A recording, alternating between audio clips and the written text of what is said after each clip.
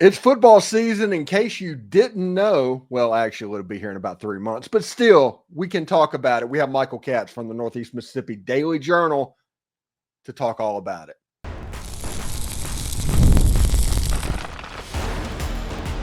You are Locked On Ole Miss, your daily podcast on the Ole Miss Rebels, part of the Locked On Podcast Network, your team every day.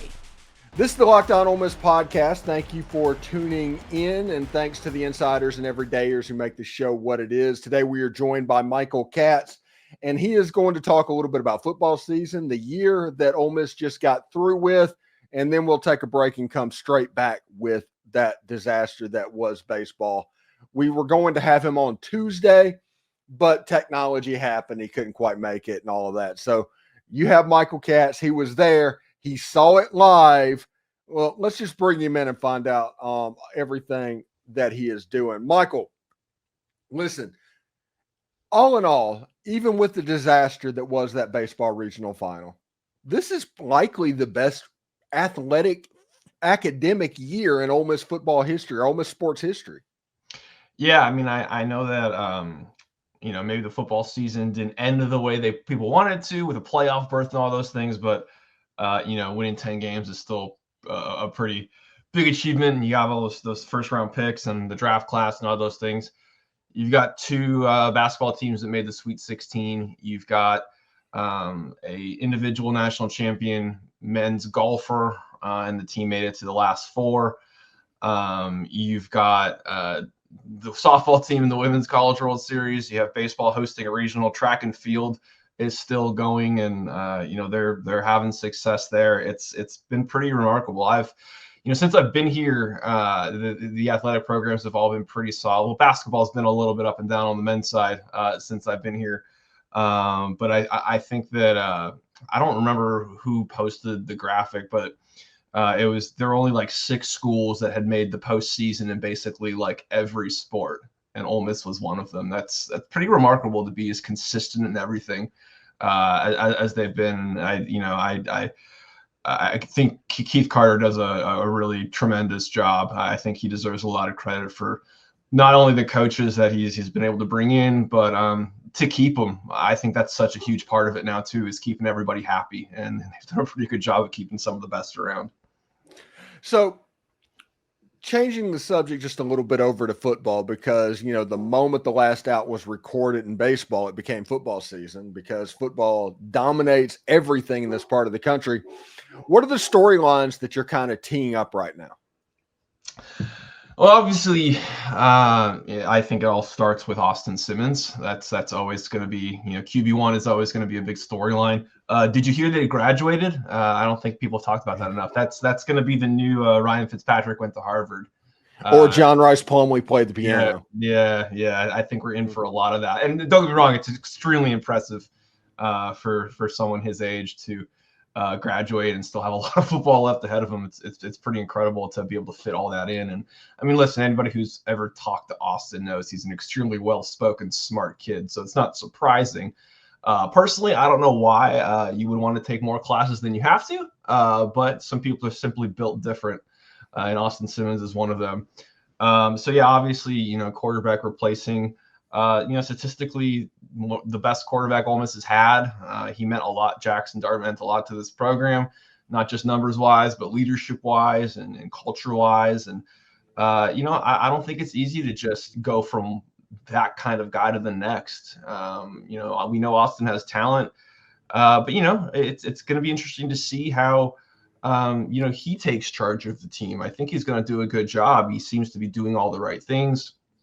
But, listen, we know the arm talent is tremendous. If you watch him throw a football, it looks a little bit different, not just because he's lefty. The zip, everything is just incredible.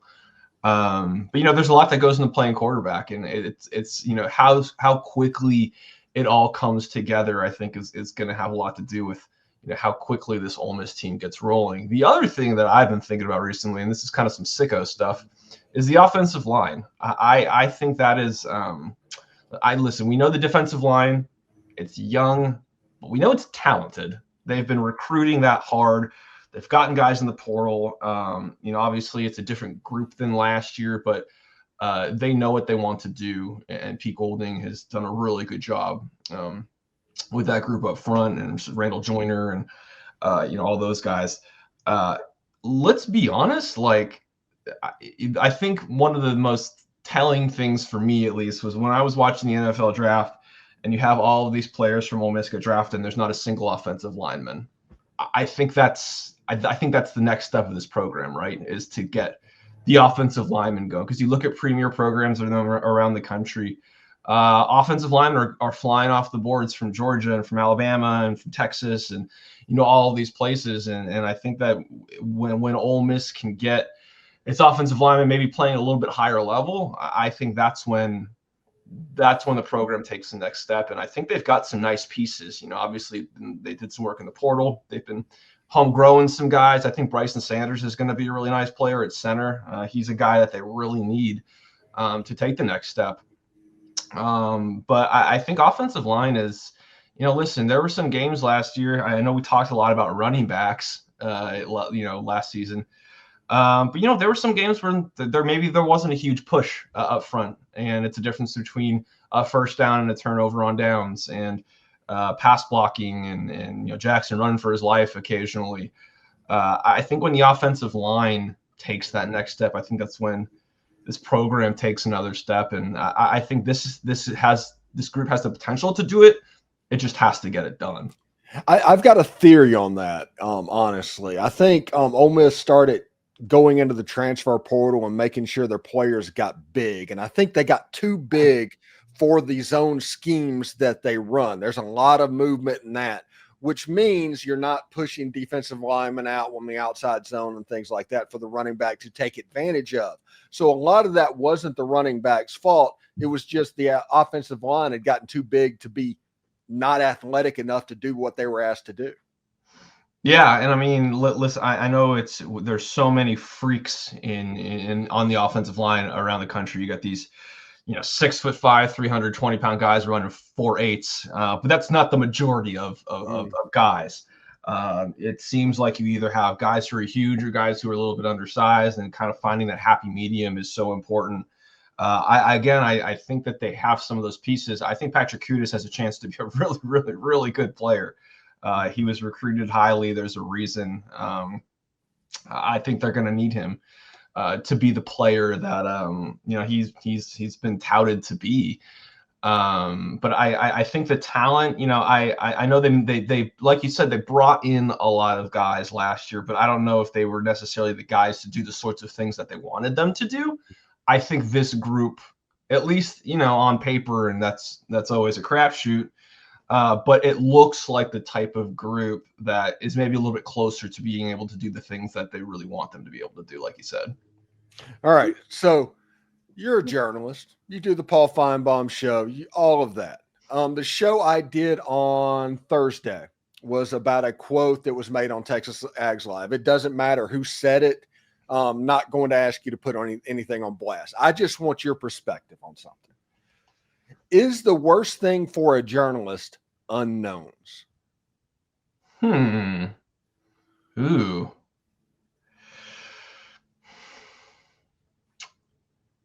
I think in a way, kind of, because I think that we are very one, we're routine based, but two, I think the scariest thing for us is when we don't know something and we're afraid that somebody else might know it, and so then we start spiraling about it. But at the same time, I think that not knowing things at the time is an opportunity to get to know those things. It's a chance to figure out what's going on. So yeah, I mean, it can be overwhelming to not always know what's going on. But at least for me, I've always been the type that I look at it as, well, I'm going to figure it out. I'm going to figure out what those unknowns are, so they're not unknowns. And if everybody else figures it out, so be it. But I'm going to do my damnedest to make sure that I know what's going on. And sometimes it works, sometimes it doesn't. But I think that's why I enjoy doing this, is trying to figure out the things that maybe we don't know right away. It's a little scary. It would be great if we knew everything, from the top, but that's just not the way it goes. And I think that's some of the fun is trying to put all the pieces together. Okay. With that question being asked and your answer just given, I'm going to ask you another question. Everybody, that's called a follow-up. Arch Manning was thrust in the game against the Georgia Bulldogs. Didn't look good at all. Ended up getting pulled back out of the game. That player is the Athlon first team All-SEC quarterback and the front runner for the Heisman. Austin Simmons gets thrust into a game at home against the Georgia Bulldogs, leads the team down the field for a touchdown, and he is in the group of teams in the SEC that is problematic at the quarterback position. Explain that. It's funny you brought up Athlon. I write for them. I do their preview, and they send us free copies of it. And the national edition of the magazine, the front and center athlete it's Arch Manning. I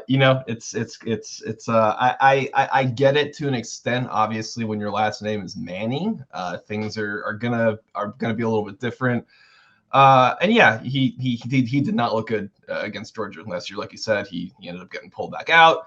It was kind of a reset moment for Quinn Ewers after that. But he had his moments where he did look good, and obviously, we live in a world where we see little short viral clips, and we think that we know everything about guys. And he has looked really good in short spurts. Now, I don't know how much you learn against ULM or those. I think he got a couple starts last year. I think that was one of them. Yes. And yeah, he looked good in those games, but that's not Georgia. So I understand the hype. I think the crazy thing for me is obviously we've seen Austin. I think we've seen Austin Simmons. We've seen him do it. I can understand if you maybe think that's an unknown. I don't know if it's him and Arch, and there's a bunch of unknown guys. I think what's crazy is that why is Garrett Nussmeier not the first team? Yes, guy. That would make a ton of sense. I mean, he's been productive. He's established. He's a really nice player, and I think that's the thing that's been stunning for me is why is the guy who we know is really good and is getting better and is in a system where quarterbacks have flourished lately, not the guy. I think that's one of the crazier things. The hype cycle is something I will never completely understand, and maybe that's for the best. I'd probably drive myself crazy if I did. You mentioned that you wrote some for Rivals, and then I got the college football preview for Athlon directly in front of me. Yep. It read to me like 5 different people wrote different things about Ole Miss and didn't talk to each other.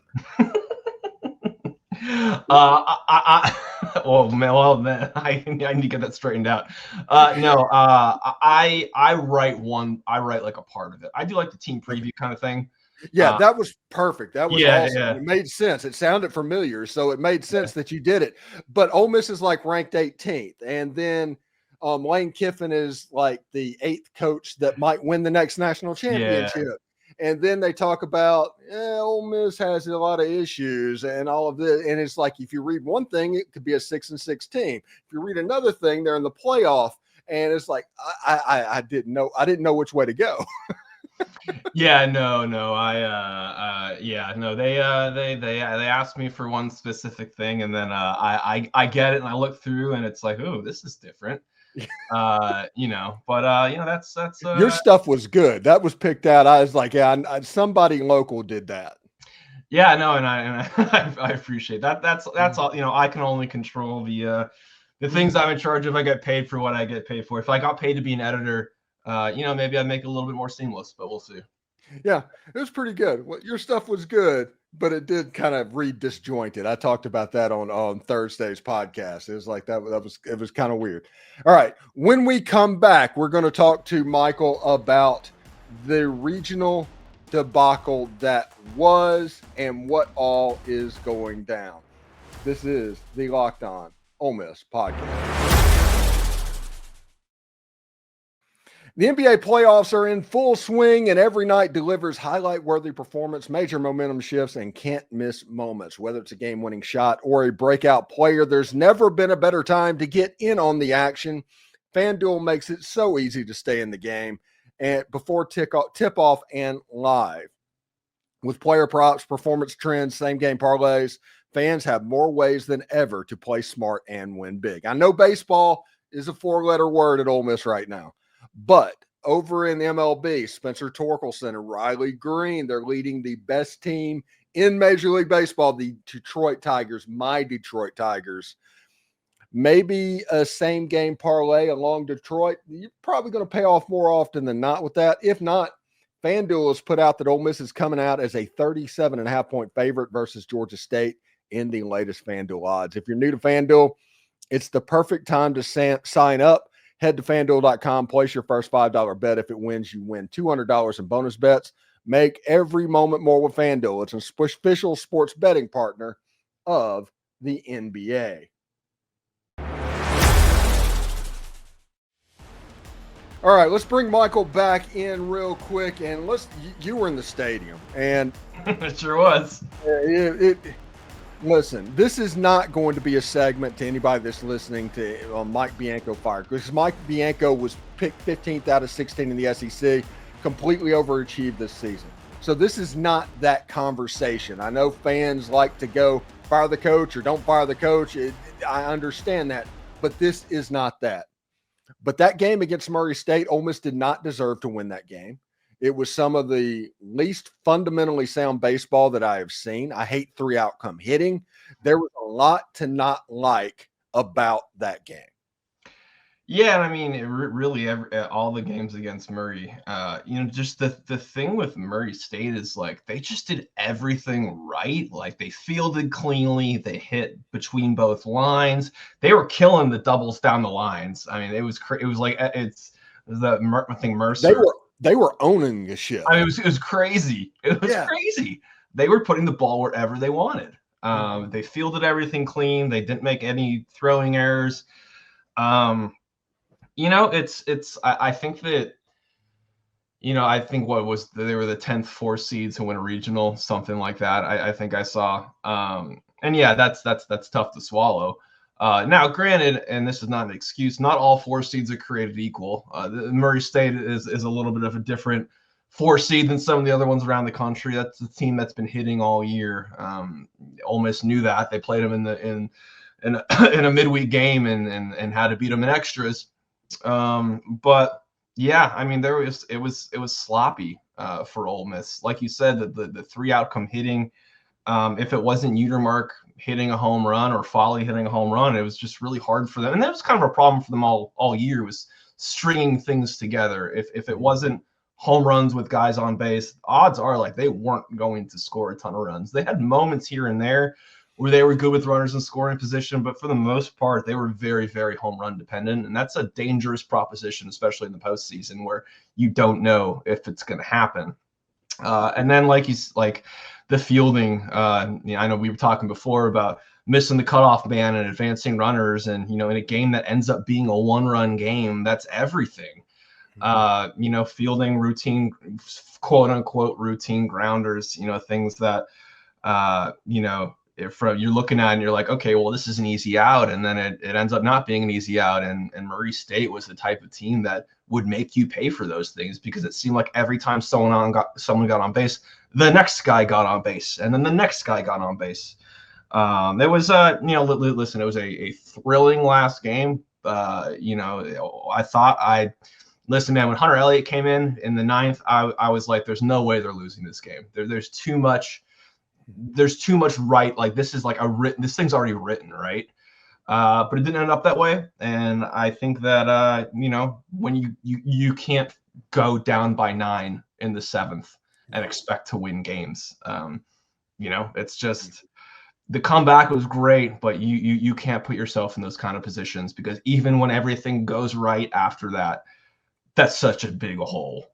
Even if it had just been, if you're down 5-0, that changes everything. But 9 that's pretty tough. They almost did it, but if you don't want to find yourself fighting for your life at the end of games, don't go down 9. I think it's as simple as that. Yeah, and I literally, just in fall ball, this is all stuff that can be fixed.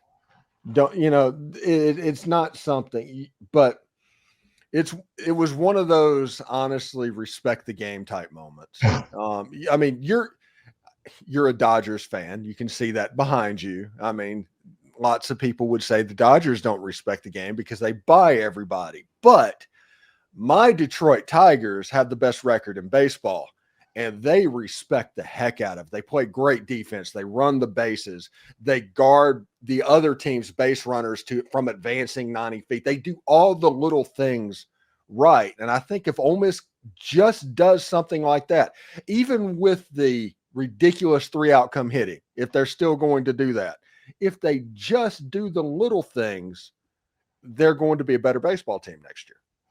Yeah, and I think it's, hypothetically, you've got a lot of guys that can come back. It's all going to depend on the draft. And, obviously MLB draft is weird because you don't really declare for it. You just sort of get drafted and then you go based on, where you end up getting taken and the slot.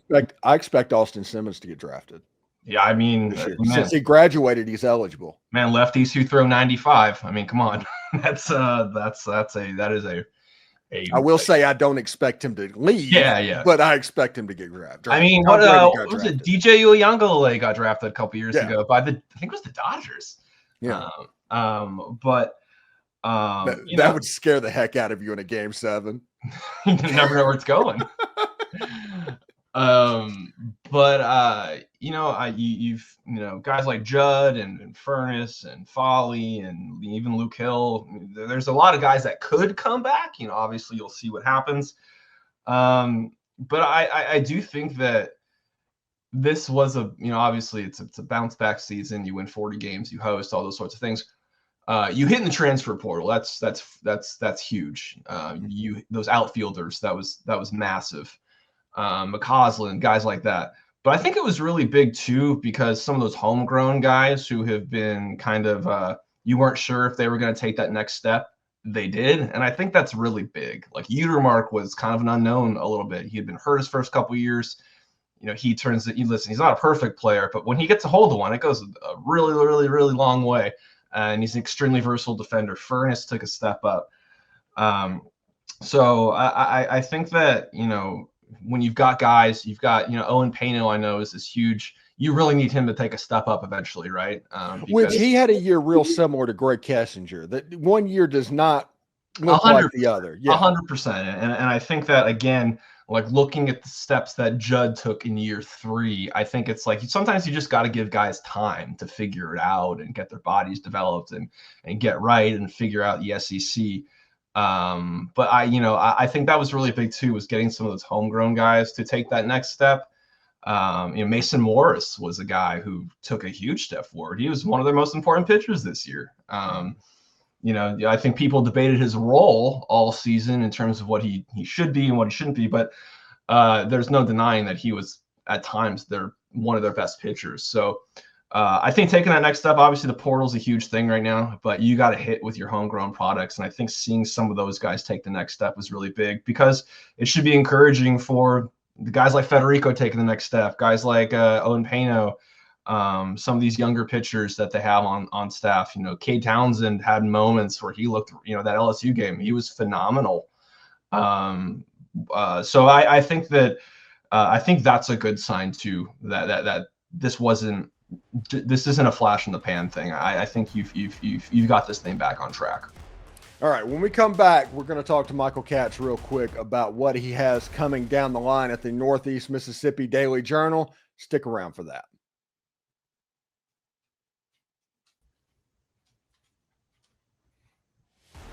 All right, we're back with Michael Katz. And what do you got going on at the Daily Journal? What have you got cooking this summer? Because we have hit talking season. This is when the creativity of Michael Katz gets to flourish. I hate June for views. I love June because it allows me to experiment. Yeah, this is I haven't had a formal vacation since it's been about a year, so I'm looking forward to that at the end of the month. But until then, I spent some time the last couple of days kind of putting a bow on Ole Miss baseball and what to make of it all. But I think that one's that is what it is. Obviously, we're monitoring the portal because there's some really good players who have apparently just gotten in from around the country, including some of our friends at Western Kentucky who we saw, who I think there were some people who probably said they look good in wearing Ole Miss stuff. So it'll, there's a lot of really good players out there. So that's going to be something to monitor. But, we're in football preview season a little bit, which is crazy because baseball just ended. But going to be looking a little bit of everything. And my goal is to try to catch up with some of the guys who got drafted. Would love to chat with them and see how things are going there. So I think, like you said, it's experimentation season. Everything's kind of on the table right now. And, it's taken a couple days to kind of to take a deep breath after baseball, but now it's time to hit the grind again. Yeah, it's all football. And one thing that I'm just kind of percolating on right now is the running back position at Ole Miss. That's kind of where my head is at the moment. Kewan Lacey had a really good spring, but Logan Diggs has all the experience. And of course, Shakai Mills Knight and Caleb Cunningham are on campus now. It's really interesting because I had to do a top 6 list for Locked On because Locked On has a super secret show coming out in July about college football. So I had to do a top 6, and that's actually harder than you think it would be because of the unknowns attached to what's going on whenever you try to do it. After Suntaran Perkins, it's like it's just a grab bag at that point. Yeah, I know he's really good. I think I know the receivers are good. I don't know what the pecking order is, but I think that they've got a lot of really good players. But yeah, it's like we talked about not knowing, the fear of the unknown in journalism is a little daunting. But we got 12 games to figure it out, right? We've got media days, we've got fall camp, we got some time to figure it out. Listen, somebody from Georgia State reached out to me yesterday wanting to set up a crossover the game week. And I'm like, we're still 2 months out. Let's hit me up in August, buddy. Yeah, let's slow the roll a little bit there. All right, Michael. Thank you for coming on today, and we'll talk to you later, buddy. Appreciate you, man. All right.